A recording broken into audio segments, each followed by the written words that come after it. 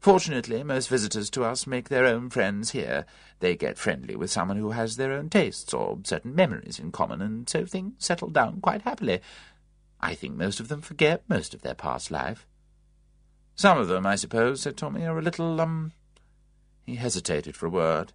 A little, His hand went slowly to his forehead, but he drew it away. I don't mean, he said. Oh, I know perfectly well what you mean, said Miss Packard. We don't take mental patients, you know, but we do take what you might call borderline cases. I mean, people who are rather senile, can't look after themselves properly, or who have certain fancies and imaginations. Sometimes they imagine themselves to be historical personages, quite in a harmless way. We've had 2 Marie Antoinettes here. One of them was always talking about something called the Petit Trianon and drinking a lot of milk, which she seemed to associate with the place. And we had one dear old soul who insisted that she was Madame Curie and that she had discovered radium. She used to read the papers with great interest, especially any news of atomic bombs or scientific discoveries. Then she always explained it was she and her husband who had first started experiments on these lines. Harmless delusions are things that manage to keep you very happy when you're elderly. They don't usually last all the time, you know. You're not Marie Antoinette every day, or even Madame Curie. Usually it comes on about once a fortnight. Then I suppose, presumably, one gets tired of keeping the play acting up. And of course, more often, it's just forgetfulness that people suffer from. They can't quite remember who they are, or they keep saying there's something very important they've forgotten, and if they could only remember it, that sort of thing. I see, said Tuppence. She hesitated, and then said, Mrs. Lancaster, was it always things about that particular fireplace in the sitting-room she remembered, or was it any fireplace? Miss Packard stared. A fireplace? I don't understand what you mean. It was something she said that I didn't understand. Perhaps she'd had some unpleasant association with a fireplace, or read some story that had frightened her. Possibly. Tuppence said, I'm still rather worried about the picture she gave to Aunt Ada. I really don't think you need worry, Mrs. Beresford. I expect she's forgotten all about it by now. I don't think she prized it particularly. She was just pleased that Miss Fanshawe admired it, and was glad for her to have it. And I'm sure she'd be glad for you to have it, because you admire it. It's a nice picture, I thought so myself. Not that I know much about pictures. I tell you what I'll do. I'll write to Mrs. Johnson, if you'll give me her address, and ask her if it's all right to keep it. The only address I've got is this hotel in London they were going to, the Cleveland, I think it was called. Yes, the Cleveland Hotel, George Street, W1.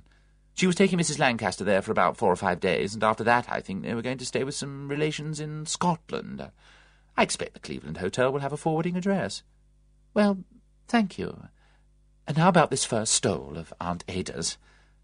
I'll go and bring Miss O'Keefe to you. She went out of the room. You and your Mrs. Blenkinsopps, said Tommy. Tuppence looked complacent.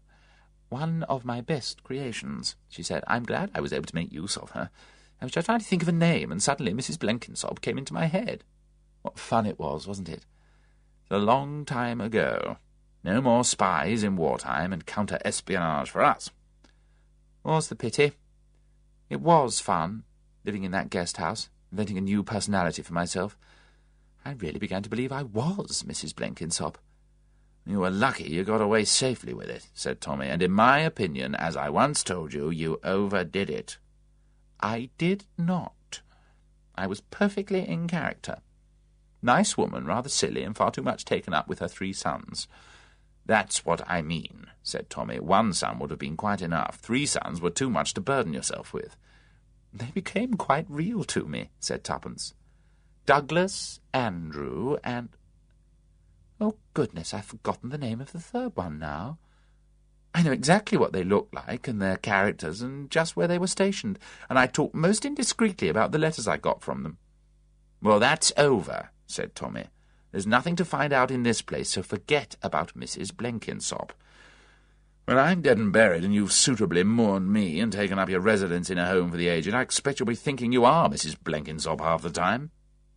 Oh, it'll be rather boring to have only one role to play, said Tuppence. Why do you think old people want to be Marie Antoinette and Madame Curie and all the rest of it? Asked Tommy. I expect because they get so bored. One does get bored. I'm sure you would, if you couldn't use your legs and walk about. Or perhaps your fingers get too stiff and you can't knit. Desperately want something to do to amuse yourself, so you try on some public character and see what it feels like when you're it. I can understand that perfectly.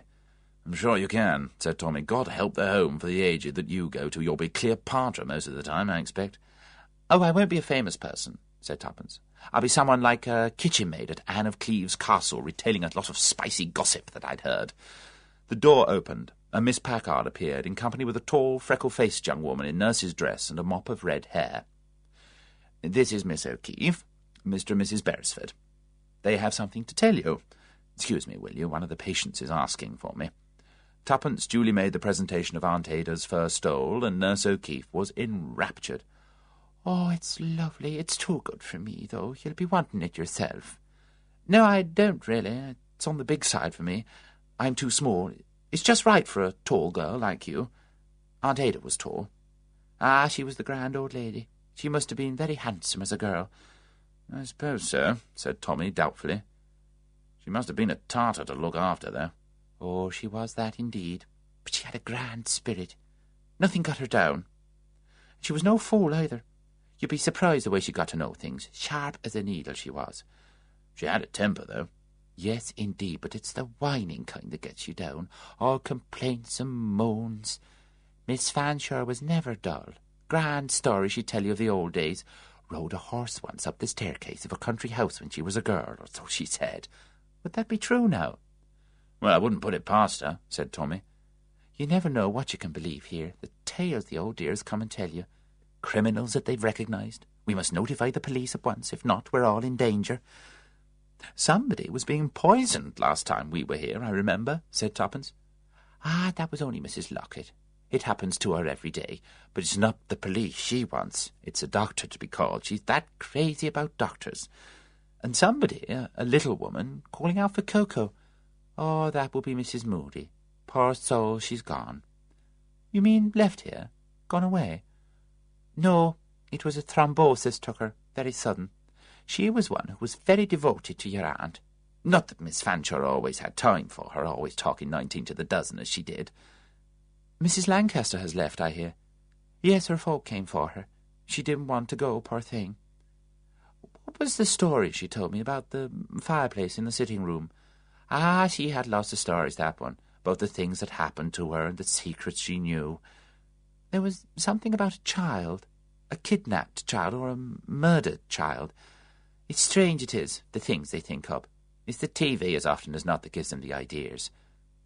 Do you find it a strain, working here with all these old people? Must be tiring. Oh, no, I like old people. That's why I took up geriatric work. You've been here long? 1.5 years, she paused. But I'm leaving next month. Oh? Why? For the first time a certain constraint came into Nurse O'Keefe's manner. Well, you see, Mrs. Beresford, one needs a change. But you'll be doing the same kind of work? Oh, yes. She picked up the fur stole. I'm thanking you again very much. And I'm glad to have something to remember Miss Fanshawe by. She was a grand old lady. You don't find many like her nowadays.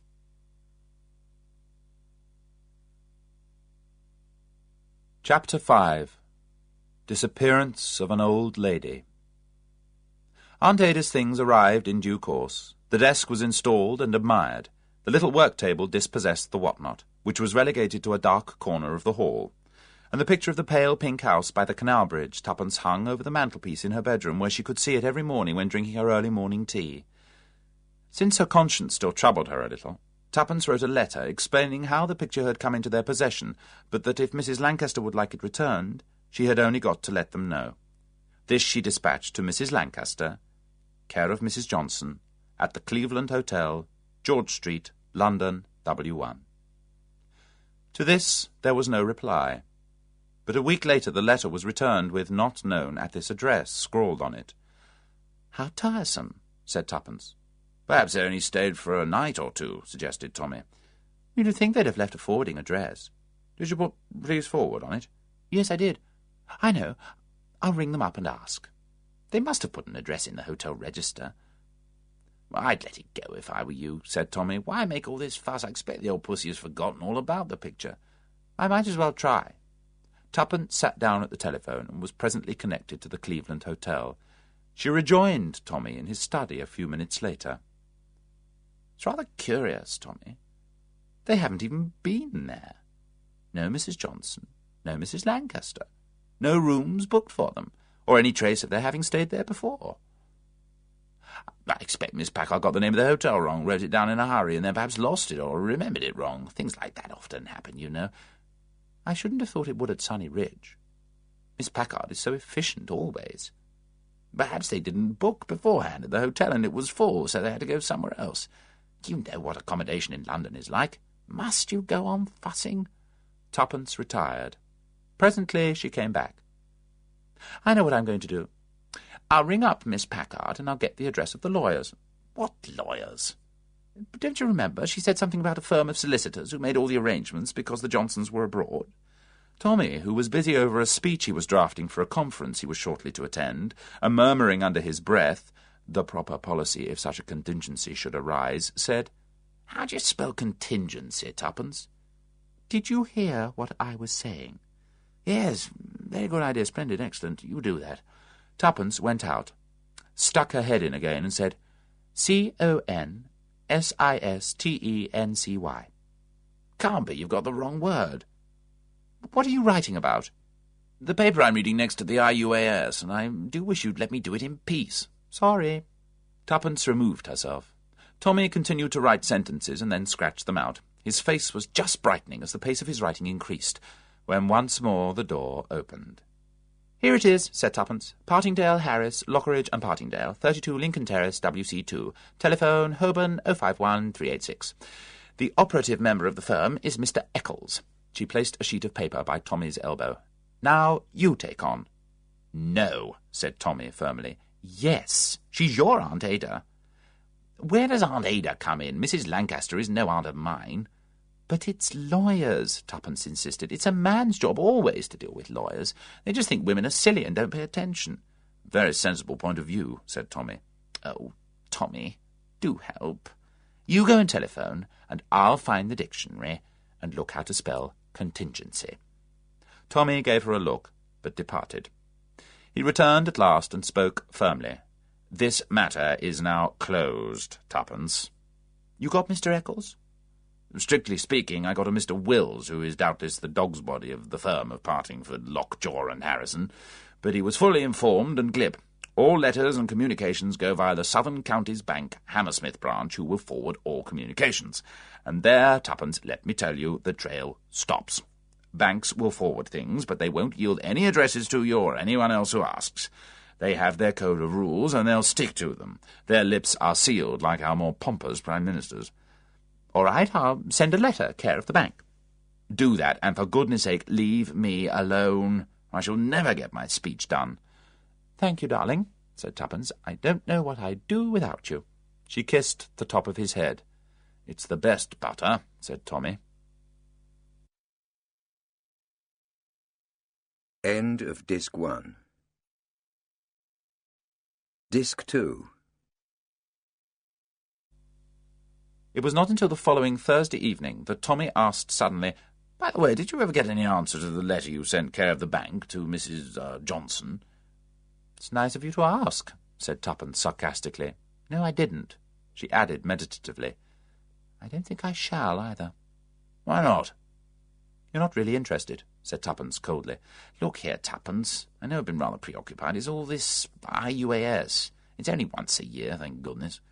Starts on Monday, doesn't it, for 5 days? 4 days. And you all go down to a hush-hush, top-secret house in the country somewhere and make speeches and read papers and vet young men for super-secret assignments in Europe and beyond. Forgotten what UIS stands for? All these initials they have nowadays. International Union of Associated Security. What a mouthful. Quite ridiculous. I expect the whole place is bugged, and everybody knows everybody else's most secret conversations." "Highly likely," said Tommy with a grin. "And I suppose you enjoy it." "Well, I do in a way. One sees a lot of old friends. All quite gaga by now, I expect. Does any of it do any good? Heavens, what a question. Can one ever let oneself believe that you can answer that by a plain yes or no? And are any of the people any good?" "I'd answer yes to that. Some of them are very good indeed." "Will old Josh be there?" "Yes, he'll be there." What's he like nowadays? Extremely deaf, half-blind, crippled with rheumatism. You'd be surprised at the things that don't get past him. I see, said Tuppence. She meditated. I wish I were in it too. Tommy looked apologetic. Oh, I expect you'll find something to do while I'm away. I might at that, said Tuppence meditatively. Her husband looked at her with the vague apprehension that Tuppence could always arouse in him. Tuppence, what are you up to? Nothing, yet. So far I'm only thinking. What about? Sunny Ridge. And a nice old lady sipping milk and talking in a scatty kind of way about dead children and fireplaces. It intrigued me. I thought then that I'd try and find out more from her next time we came to see Aunt Ada. But there wasn't a next time, because Aunt Ada died. And when we were next in Sunny Ridge, Mrs. Lancaster had disappeared. You mean her people had taken her away? That's not a disappearance, it's quite natural. It's a disappearance. No traceable address, no answer to letters. It's a planned disappearance. I'm more and more sure of it. But Tuppence broke in upon his butt. Listen, Tommy. Supposing that some time or other a crime happened. It seemed all safe and covered up. But then suppose that someone in the family had seen something or known something. Someone elderly and garrulous. Someone who chattered to people. Someone whom you suddenly realize might be a danger to you. What would you do about it? Arsenic in the soup? Suggested Tommy cheerfully. Cosh them on the head? Push them down the staircase? That's rather extreme. Sudden deaths attract attention. You'd look about for some simpler way, and you'd find one. A nice, respectable home for elderly ladies. You pay a visit to it, calling yourself Mrs. Johnson or Mrs. Robinson, or you would get some unsuspecting third party to make arrangements. You'd fix the financial arrangements through a firm of reliable solicitors. You've already hinted, perhaps, that your elderly relative has fancies, a mild delusion sometimes. So do a good many of the other old ladies. Nobody will think it odd if she cackles on about poisoned milk or dead children behind a fireplace or a sinister kidnapping. Nobody will really listen. They'll just think it's old Mrs. So-and-so having her fancies again. Nobody will take any notice at all. Except Mrs. Thomas Beresford, said Tommy. All right, yes, said Tuppence. I've taken notice. But why did you? I don't quite know, said Tuppence slowly. It's like the fairy stories. By the pricking of my thumbs, something evil this way comes. I felt suddenly scared. I'd always thought of Sunny Ridge as such a normal, happy place, and suddenly I began to wonder. It's the only way I can put it. I wanted to find out more. And now poor old Mrs. Lancaster has disappeared. Somebody's spirited her away. But why should they? I can only think because she was getting worse. Worse from their point of view. Remembering more, perhaps, talking to people more, or perhaps she recognized someone. Or someone recognized her, or told her something that gave her new ideas about something that had once happened. Anyway, for some reason or other, she became dangerous to someone. Look here, Tuppence, this whole thing is all somethings and someones. It's just an idea you've thought up. You don't want to go mixing yourself up in things that are no business of yours. There's nothing to be mixed up in, according to you, said Tuppence, so you needn't worry at all. You leave Sunny Ridge alone. Oh, I don't mean to go back to Sunny Ridge. I think they've told me all they know there. I think that old lady was quite safe while she was there. I want to find out where she is now. I want to get to her, wherever she is, in time, before something happens to her. What on earth do you think might happen to her? I don't like to think, but I'm on the trail. I'm going to be Prudence Beresford, private investigator. Do you remember when we were Blunt's brilliant detectives? I was, said Tommy. You were Miss Robinson, my private secretary. Not all the time. Anyway, that's what I'm going to do while you're playing at international espionage at Hush Hush Manor. It's the Save Mrs. Lancaster that I'm going to be busy with. You'll probably find her perfectly all right. I hope I shall. Nobody will be better pleased than I should. How do you propose to set about it? As I told you. Got to think first. Perhaps an advertisement of some kind. No, that would be a mistake. Well, be careful. said Tommy, rather inadequately. Tuppence did not deign to reply.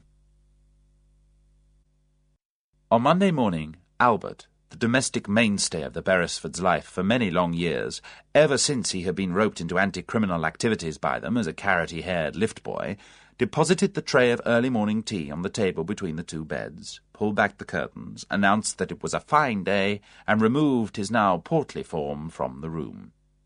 Tuppence yawned, sat up, rubbed her eyes, poured out a cup of tea, dropped a slice of lemon in it, and remarked that it seemed a nice day, but you never knew. Tommy turned over and groaned. "Wake up," said Tuppence. "Remember you're going places today." "Oh, Lord," said Tommy, "so I am." He, too, sat up and helped himself to tea. He looked with appreciation at the picture over the mantelpiece. "I must say, Tuppence, your picture looks very nice." "It's the way the sun comes in from the window sideways and lights it up." "Peaceful," said Tommy. "If I could remember where it was, I'd seen it before." "I can't see that it matters. You'll remember sometime or other." "That's no good. I want to remember now." "But why?" "Don't you see? It's the only clue I've got. It was Mrs. Lancaster's picture." "But the two things don't tie up together anyway," said Tommy. "I mean, it's true that the picture once belonged to Mrs. Lancaster, but it may have been just a picture she brought at an exhibition, or that somebody in her family did. It may have been a picture that somebody gave her as a present. She took it to Sunnyridge with her because she thought it looked nice. There's no reason it should have anything to do with her personally. If it had, she wouldn't have given it to Aunt Ada." "It's the only clue I've got," said Tuppence. "It's a nice peaceful house," said Tommy. "Well, Sam, I think it's an empty house." "What do you mean, empty?" "I don't think," said Tuppence, "there's anybody living in it. I don't think anybody's ever going to come out of that house. Nobody's going to walk across that bridge. Nobody's going to untie that boat and row away in it." "For goodness sake, Tuppence," Tommy stared at her, "what's the matter with you?" "I thought so the first time I saw it," said Tuppence. "I thought, what a nice house that would be to live in. And then I thought, but nobody does live here, I'm sure they don't." "That shows you that I have seen it before." Wait a minute. It's coming. It's coming." Tommy stared at her. "Out of a window," said Tuppence breathlessly. "Out of a car window? No, that will be the wrong angle. Running alongside the canal, and a little hump-backed bridge, and the pink walls of the house, the two poplar trees, more than two. There were lots more poplar trees. Oh dear, if I could—" "Oh, come off it, Tuppence. It will come back to me. Good Lord," Tommy looked at his watch. "I've got to hurry, you and your déjà vu picture." He jumped out of bed and hastened to the bathroom. Tuppence lay back on her pillows and closed her eyes, trying to force a recollection that just remained elusively out of reach. Tommy was pouring out a second cup of coffee in the dining-room when Tuppence appeared, flushed with triumph. "I've got it! I know where I saw that house.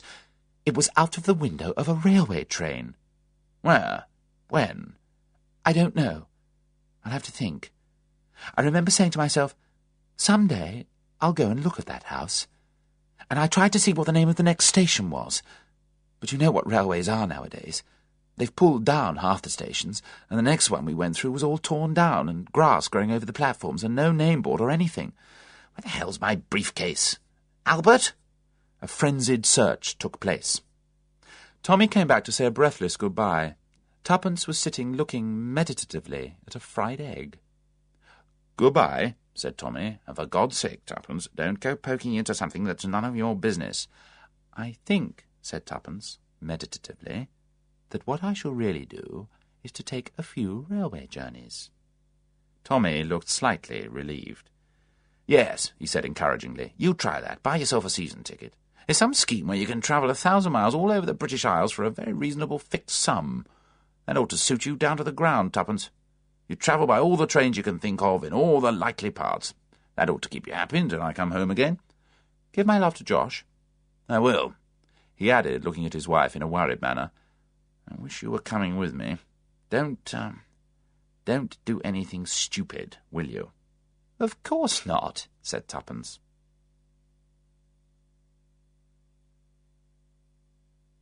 Chapter 6. Tuppence on the Trail. "Oh dear," sighed Tuppence. "Oh dear." She looked round her with gloomy eyes. Never, she said to herself, had she felt more miserable. Naturally she had known she would miss Tommy, but she had no idea how much she was going to miss him. During the long course of their married life they had hardly ever been separated for any length of time. Starting before their marriage, they had called themselves a pair of young adventurers. They had been through various difficulties and dangers together. They had married, they had had 2 children, and just as the world was seeming rather dull and middle-aged to them, the Second War had come about, and in what seemed an almost miraculous way, they had been tangled up yet again on the outskirts of the British intelligence. A somewhat unorthodox pair, they had been recruited by a quiet, nondescript man who called himself Mr. Carter, but to whose word everybody seemed to bow. They had had adventures, and once again they had had them together. This, by the way, had not been planned by Mr. Carter. Tommy alone had been recruited. But Tuppence, displaying all her natural ingenuity, had managed to eavesdrop in such a fashion that when Tommy had arrived at a guest-house on the sea-coast in the role of a certain Mr. Meadows, the first person he had seen there had been a middle-aged lady plying knitting needles, who had looked up at him with innocent eyes, and whom he had been forced to greet as Mrs. Blenkinsop. Thereafter they had worked as a pair. "However," thought Tuppence to herself, "I can't do it this time." No amount of eavesdropping, of ingenuity, or anything else would take her to the recesses of Hush Hush Manor, or to participation in the intricacies of IUAS. Just an old boys' club, she thought resentfully. Without Tommy, the flat was empty. The world was lonely. And what on earth, thought Tuppence, am I to do with myself? The question was really purely rhetorical, for Tuppence had already started on the first steps of what she planned to do with herself. There was no question this time of intelligence work, of counter-espionage, or anything of that kind. Nothing of an official nature. Prudence Beresford, private investigator. That's what I am, said Tuppence to herself. After a scrappy lunch had been hastily cleared away, the dining-room table was strewn with railway timetables, guidebooks, maps, and a few old diaries which Tuppence had managed to disinter. Some time in the last 3 years, not longer, she was sure, she had taken a railway journey, and looking out of the carriage window, had noticed a house. But what railway journey? Like most people at the present time, the Beresfords travelled mainly by car. The railway journeys they took were few and far between. Scotland, of course, when they went to stay with their married daughter, Deborah. But that was a night journey. Penzance, summer holidays. But Tuppence knew that line by heart. No, this had been a much more casual journey. With diligence and perseverance, Tuppence had made a meticulous list of all the possible journeys she had taken which might correspond to what she was looking for. 1 or 2 race meetings, a visit to Northumberland, 2 possible places in Wales, a christening, 2 weddings, a sale they had attended, some puppies she had once delivered for a friend who bred them and who had gone down with influenza. The meeting place had been an arid-looking country junction whose name she couldn't remember. Tuppence sighed. It seemed as though Tommy's solution was the one she might have to adopt. Buy a kind of circular ticket and actually travel over the most likely stretches of railway line. In a small notebook she had jotted down any snatches of extra memories, vague flashes, in case they might help. A hat, for instance. Yes, a hat that she had thrown up on the rack. She had been wearing a hat. So, a wedding or the christening. Certainly not puppies. And another flash. Kicking off her shoes because her feet hurt. Yes, that was definite. She had been actually looking at the house, and she had kicked off her shoes because her feet hurt. So then, it had definitely been a social function she had either been going to or returning from. Returning from, of course, because of the painfulness of her feet from long standing about in her best shoes. And what kind of a hat? Because that would help. A flowery hat? A summer wedding? Or a velvet winter one?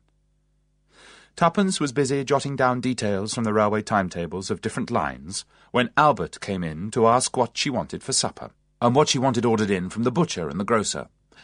"I think I am going to be away for the next few days," said Tuppence, "so you needn't order in anything. I'm going to take some railway journeys. Will you be wanting some sandwiches? I might. Get some ham or something. Egg and cheese, do you?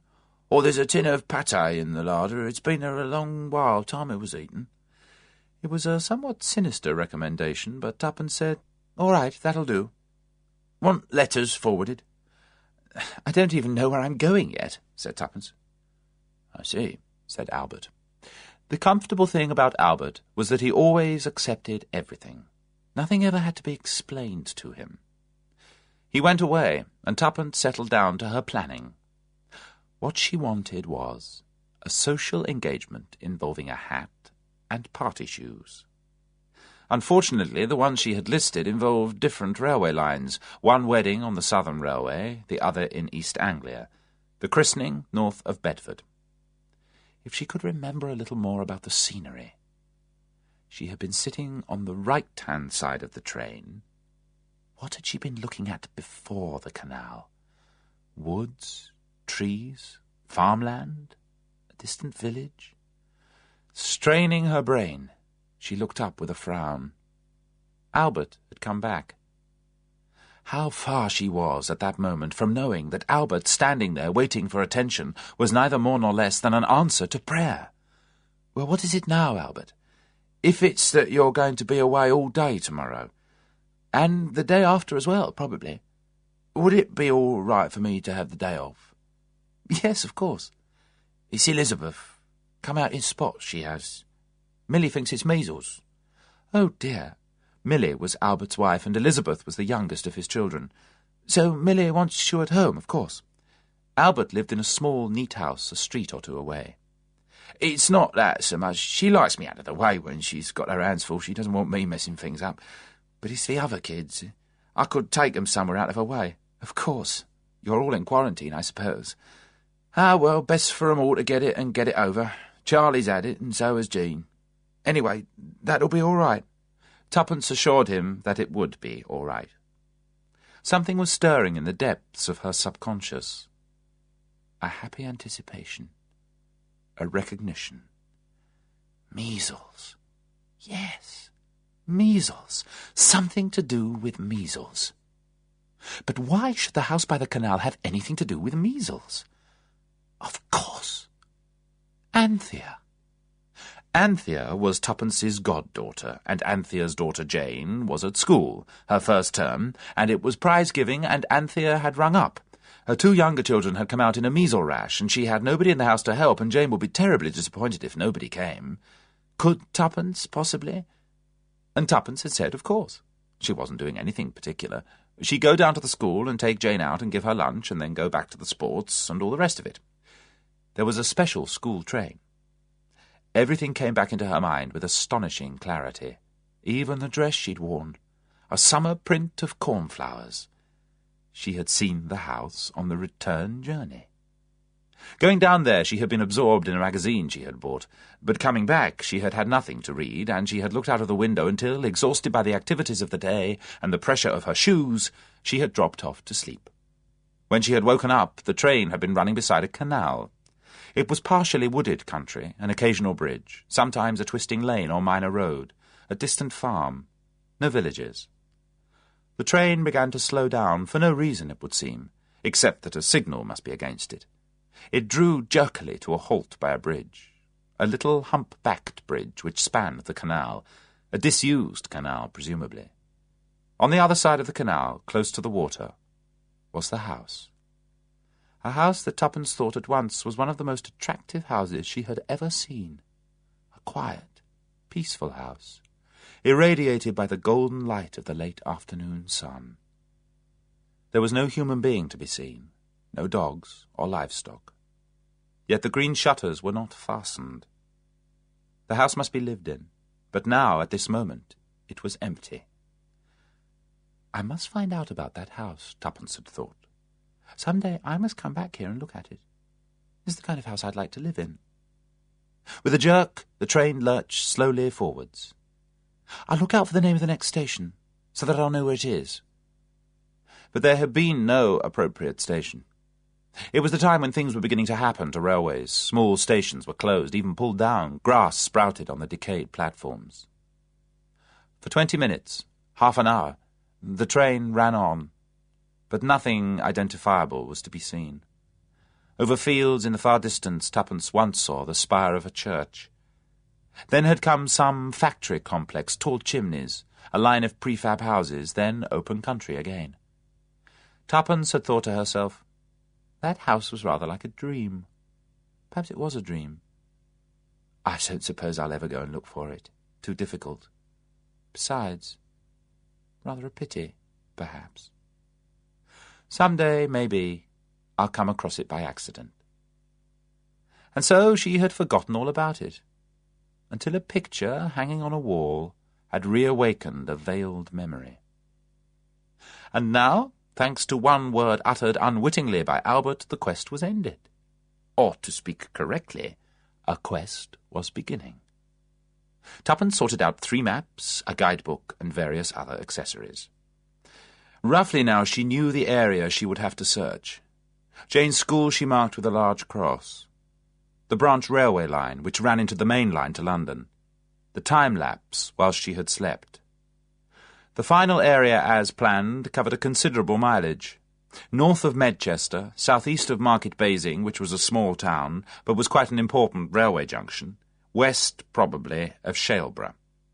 She'd take the car and start early tomorrow morning. She got up and went into the bedroom and studied the picture over the mantelpiece. Yes, there was no mistake. That was the house she had seen from the train 3 years ago. The house she had promised to look for some day. Some day had come. Some day was tomorrow.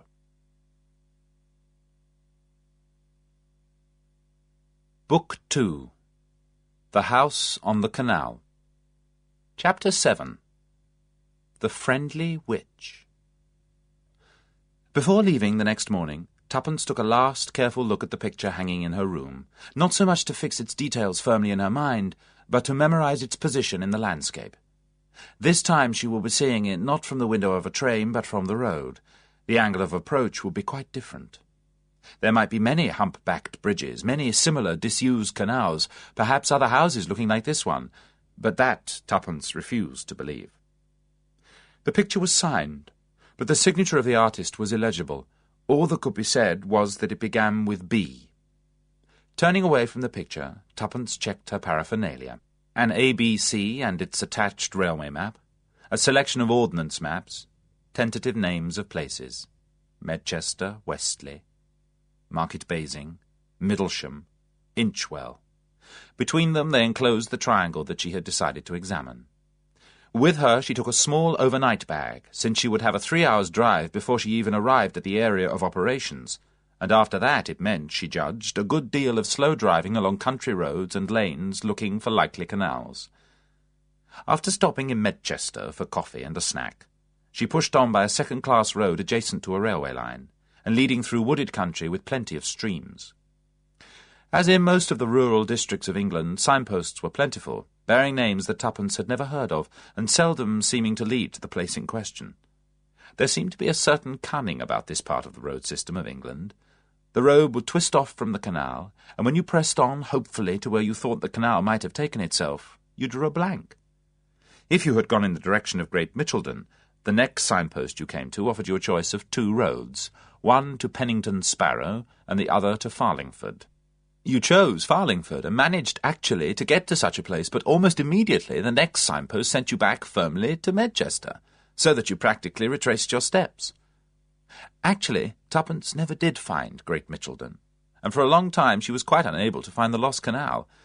If she had had any idea of which village she was looking for, things might have gone more easily. Tracking canals on maps was merely puzzling. Now and again she came to the railway, which cheered her up, and she would then push on hopefully for Bees Hill, South Winterton, and Farrell St. Edmund. Farrell St. Edmund had once had a station, but it had been abolished some time ago. If only, thought Tuppence, there was some well-behaved road that ran alongside a canal or alongside a railway line, it would make it so much easier.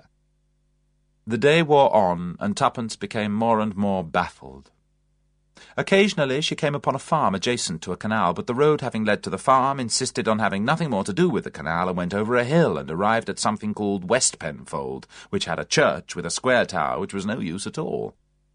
From there, when disconsolately pursuing a rutted road which seemed the only way out of West Penfold, and which to Tuppence's sense of direction, which was now becoming increasingly unreliable, seemed to lead in the opposite direction to anywhere she could possibly want to go, she came abruptly to a place where two lanes forked right and left. There was the remains of a signpost between them, the arms of which had both broken off. "Which way?" said Tuppence. "Who knows? I don't." She took the left-hand one. It meandered on, winding to left and to right. Finally it shot round a bend, widened out, and climbed a hill, coming out of woods into open, down-like country. Having surmounted the crest, it took a steep downward course. Not very far away, a plaintive cry sounded. "Sounds like a train," said Tuppence, with sudden hope. It was a train. Then below her was the railway line, and on it a goods train uttering cries of distress as it puffed along.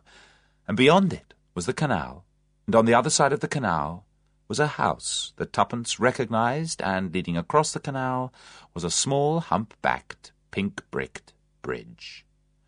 The road dipped under the railway, came up, and made for the bridge. Tuppence drove very gently over the narrow bridge. Beyond it the road went on with the house on the right-hand side of it. Tuppence drove on, looking for the way in. There didn't seem to be one. A fairly high wall shielded it from the road. The house was on her right now. She stopped the car and walked back on to the bridge and looked at what she could see of the house from there. Most of the tall windows were shuttered with green shutters. The house had a very quiet and empty look. It looked peaceful and kindly in the setting sun. There was nothing to suggest that anyone lived in it. She went back to the car and drove a little farther. The wall, a moderately high one, ran along to her right. The left-hand side of the road was merely a hedge giving on green fields. Presently she came to a wrought-iron gate in the wall. She parked the car by the side of the road, got out, and went over to look through the ironwork of the gate. By standing on tiptoe she could look over it. What she looked into was a garden. The place was certainly not a farm now, though it might have been once. Presumably it gave on fields beyond it. The garden was tended and cultivated. It was not particularly tidy, but it looked as though someone was trying rather unsuccessfully to keep it tidy. From the iron gate a circular path curved through the garden and round to the house. This must be, presumably, the front door, though it didn't look like a front door. It was inconspicuous, though sturdy, a back door. The house looked quite different from this side. To begin with, it was not empty. People lived there. Windows were open, curtains fluttered at them. A garbage pail stood by the door. At the far end of the garden, Tuppence could see a large man digging, a big, elderly man who dug slowly and with persistence. Certainly, looked at from here, the house held no enchantment. No artist would have wanted particularly to paint it. It was just a house, and somebody lived in it. Tuppence wondered. She hesitated. Should she go on and forget the house altogether? No, she could hardly do that, not after all the trouble she had taken. What time was it? She looked at her watch, but her watch had stopped. The sound of a door opening came from inside. She peered through the gate again. The door of the house had opened, and a woman came out.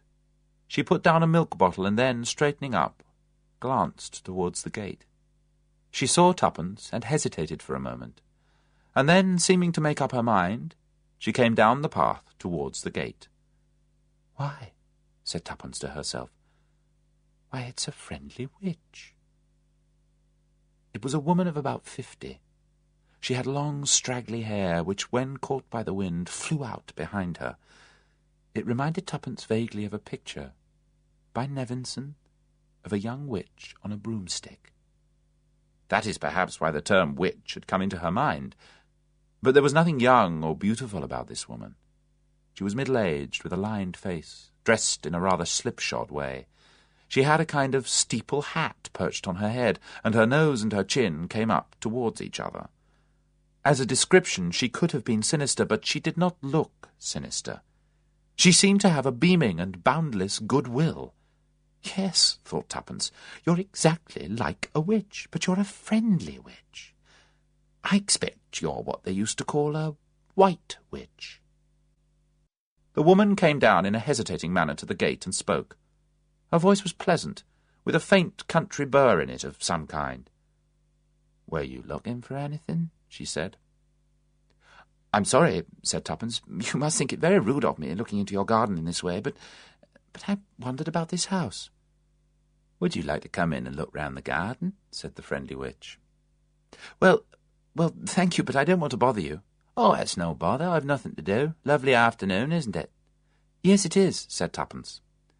"I thought perhaps you lost your way," said the friendly witch. "People do sometimes." "I just thought," said Tuppence, "that this was a very attractive-looking house when I came down the hill on the other side of the bridge."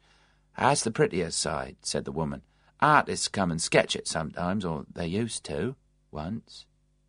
"Yes," said Tuppence, "I expect they would. I believe I saw a picture at some exhibition," she added hurriedly. "Some house very like this. Perhaps it was this." "Oh, it may have been. Funny, you know, artists come and do a picture, and then other artists seem to come too. It's just the same when they have the local picture show every year. Artists all seem to choose the same spot. I don't know why. You know, it's either a bit of meadow and brook, or a particular oak tree, or a clump of willows, or it's the same view of the Norman church. 5 or 6 different pictures of the same thing, most of them pretty bad, I should think. But then I don't know anything about art. Come in, do." "You're very kind," said Tuppence. "You've got a very nice garden," she added. "Oh, that's not too bad. We've got a few flowers and vegetables and things, but my husband can't do much work nowadays, and I got no time with one thing and another." "I saw this house once from the train," said Tuppence. "The train slowed up, and I saw this house, and I wondered whether I'd ever see it again. It was quite some time ago." "And now suddenly you come down the hill in your car, and there it is," said the woman. "Funny, things happen like that, don't they?" Thank goodness, Tuppence thought. This woman is extraordinarily easy to talk to. One hardly has to imagine anything to explain oneself. One can almost say just what comes into one's head. "Like to come inside the house?" said the friendly witch. "I can see you're interested. It's quite an old house, you know. I mean, late Georgian or something like that, they say, only it's been added on to. Of course, we've only got half the house, you know." "Oh, I see," said Tuppence. "It's divided in 2, is that it?" "This is really the back of it," said the woman. "The front's the other side, the side you saw from the bridge." That was a funny way to partition it, I should have thought. I'd have thought it would have been easy to do it the other way. You know, right and left, so to speak, not back and front. This is all really the back." "Have you lived here long?" asked Tuppence. 3 years. After my husband retired, we wanted a little place somewhere in the country where we'd be quiet. Somewhere cheap. This was going cheap because, of course, it's very lonely. You're not near a village or anything. I saw a church steeple in the distance. That's Sutton Chancellor, 2.5 miles from here. We're in the parish, of course, but there aren't any houses until you get to the village. It's a very small village, too. You'll have a cup of tea?" said the friendly witch. "I just put the kettle on 2 minutes ago when I looked out and saw you." She raised both hands to her mouth and shouted, "Amos!" she shouted. "Amos!" The big man in the distance turned his head. "Tea in 10 minutes," she called. He acknowledged the signal by raising his hand. She turned, opened the door, and motioned Tuppence to go in. "Perry, my name is," she said in a friendly voice. "Alice Perry." "Mine's Beresford," said Tuppence. "Mrs. Beresford." "Come in, Mrs. Beresford, and have a look round." Tuppence paused for a second. She thought, "Just for a moment I feel like Hansel and Gretel. The witch asks you into her house. Perhaps it's a gingerbread house. It ought to be." Then she looked at Alice Perry again and thought that it wasn't the gingerbread house of Hansel and Gretel's witch. This was just a perfectly ordinary woman. No, not quite ordinary. She had a rather strange, wild friendliness about her. She might be able to do spells, thought Tuppence, but I'm sure they'd be good spells. She stooped her head a little and stepped over the threshold into the witch's house. It was rather dark inside. The passages were small. Mrs. Perry led her through a kitchen and into a sitting-room beyond it, which was evidently the family living-room. There was nothing exciting about the house. It was, Tuppence thought, probably a late Victorian addition to the main part. Horizontally it was narrow. It seemed to consist of a horizontal passage, rather dark, which served a string of rooms. She thought to herself that it certainly was rather an odd way of dividing a house. "Sit down and I'll bring the tea in," said Mrs. Perry. "Let me help you." "Oh, don't worry, I shan't be a minute. It's all ready on the tray." A whistle rose from the kitchen. The kettle had evidently reached the end of its span of tranquillity. Mrs. Perry went out and returned in a minute or two with a tea-tray, a plate of scones, a jar of jam, and 3 cups and saucers. "I expect you're disappointed now you've got inside," said Mrs. Perry. It was a shrewd remark, and very near to the truth. "Oh, no," said Tuppence. "Well, I should be if I was you, because they don't match a bit, do they? I mean, the front and the back side of the house don't match. But it is a comfortable house to live in. Not many rooms, not too much light, but it makes a great difference in price." Who divided the house, and why? "Oh, a good many years ago, I believe. I suppose whoever had it thought it was too big or too inconvenient, only wanted a week-end place or something of that kind. So they kept the good rooms, the dining-room and the drawing-room, and made a kitchen out of a small study there was, and a couple of bedrooms and bathroom upstairs, and then walled it up and let the part that was kitchens and old-fashioned sculleries and things, and did it up a bit." "Who lives in the other part? Someone who just comes down for weekends?" "Oh, nobody lives there now," said Mrs. Perry. "Have another scone, dear." "Thank you," said Tuppence. "At least nobody's come down here in the last 2 years. I don't know even who it belongs to now." "But when you first came here—" "Well, there was a young lady used to come down here, an actress, they said she was. At least that's what we heard. But we never saw her, really. Just caught a glimpse sometimes. She used to come down late on a Saturday night, after the show, I suppose. She used to go away on the Sunday evenings." "Quite a mystery woman," said Tuppence encouragingly. "You know, that's just the way I used to think of her. I used to make up stories about her in my head. Sometimes I'd think she was like Greta Garbo. You know, the way she went about always in dark glasses and pulled down hats. Goodness, now, I've got my peak hat on." She removed the witch's headgear from her head and laughed. "It's for a play we're having at the parish rooms in Sutton Chancellor," she said. "You know, sort of fairy story play for the children mostly. I'm playing the witch," she added. "Oh," said Tuppence, slightly taken aback, then added quickly, "What fun." "Yes, it is fun, isn't it?" said Mrs. Perry. "Just right for the witch, aren't I?" She laughed and tapped her chin. "You know, I got the face for it.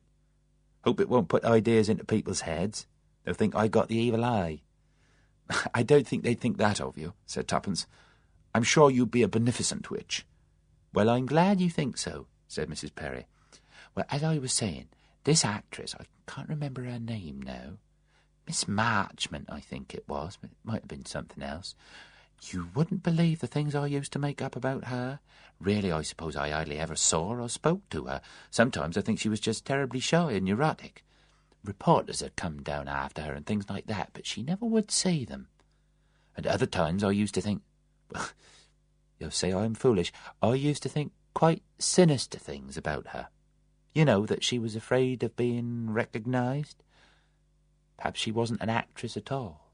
Perhaps the police were looking for her. Perhaps she was a criminal of some kind. It's exciting sometimes, making things up in your head, especially when you don't, well, see many people." "Did nobody ever come down here with her?" "Well, I'm not so sure about that. Of course, these partition walls, you know, that they put in when they turn the house into 2, well, they're pretty thin, and sometimes you'd hear voices and things like that. I think she did bring down someone for weekends, occasionally." She nodded her head. "A man of some kind. That may have been why they wanted somewhere quiet like this." "A married man?" said Tuppence, entering into the spirit of make-believe. "Yes, it would be a married man, wouldn't it?" said Mrs. Perry. "Well, perhaps it was her husband who came down with her. He'd taken this place in the country because he wanted to murder her, and perhaps he buried her in the garden." "My," said Mrs. Perry, "you do have an imagination, don't you? I never thought of that one." "I suppose someone must have known all about her," said Tuppence. "I mean, house agents, people like that." "Oh, I suppose so," said Mrs. Perry. "But I rather liked not knowing, if you understand what I mean." "Oh, yes," said Tuppence. "I do understand. It's got an atmosphere, you know, this house. I mean, there's a feeling in it, a feeling that anything might have happened." "Didn't she have any people come in to clean for her, or anything like that?" "Difficult to get anyone here. There's nobody near at hand." The outside door opened. The big man who had been digging in the garden came in. He went to the scullery tap and turned it, obviously washing his hands. Then he came through into the sitting-room. "This is my husband," said Mrs. Perry. "Amos, we've got a visitor, Amos. This is Mrs. Beresford." "How do you do?" said Tuppence. Amos Perry was a tall, shambling-looking man. He was bigger and more powerful than Tuppence had realized. Although he had a shambling gait and walked slowly, he was a big man of muscular build. He said, "Pleased to meet you, Mrs. Beresford." His voice was pleasant, and he smiled. But Tuppence wondered for a brief moment whether he was really what you would have called all there. There was a kind of wondering simplicity about the look in his eyes, and she wondered, too, whether Mrs. Perry had wanted a quiet place to live in because of some mental disability on the part of her husband. "Ever so fond of the garden, he is," said Mrs. Perry. At his entrance, the conversation dimmed down. Mrs. Perry did most of the talking, but her personality seemed to have changed. She talked with rather more nervousness and with particular attention to her husband, encouraging him, Tuppence thought, rather in a way that a mother might prompt a shy boy to talk, to display the best of himself before a visitor, and to be a little nervous that he might be inadequate. When she'd finished her tea, Tuppence got up. She said, "I must be going. Thank you, Mrs. Perry, very much for your hospitality." "You'll see the garden before you go." Mr. Perry rose. "Come on, I'll show you." She went with him outdoors, and he took her down to the corner beyond where he had been digging. "Nice them flowers, aren't they?" he said. "Got some old-fashioned roses here. See this one, striped red and white?" "Commandant Beaurepaire," said Tuppence. "Us calls it York and Lancaster here," said Perry. "Wars of the Roses smells sweet, don't it?" "Smells lovely." "Better than them new-fashioned hybrid teas." In a way, the garden was rather pathetic. The weeds were imperfectly controlled, but the flowers themselves were carefully tied up in an amateurish fashion. "Bright colours," said Mr. Perry. "I like bright colours. We often get folk to see our garden," he said. "Glad you came." "Thank you very much," said Tuppence. "I think your garden and your house are very nice indeed." "You ought to see t'other side of it." "Is it to let or to be sold? Your wife says there's nobody living there now." "We don't know. We've not seen anyone, and there's no board up, and nobody's ever come to see over it." "It will be a nice house, I think, to live in." "You want a house?" "Yes," said Tuppence, making up her mind quickly. "Yes, as a matter of fact, we are looking round for some small place in the country for when my husband retires. That'll be next year, probably, but we like to look about in plenty of time." "It's quiet here, if you like quiet." "I suppose," said Tuppence, "I could ask the local house agents. Is that how you got your house?" "Saw an advertisement first we did in the paper. Then we went to the house agents, yes." "Where was that? In Sutton Chancellor? That's your village, isn't it?" "Sutton Chancellor? No. Agent's place is in Market Basing. Russell and Thompson, that's the name.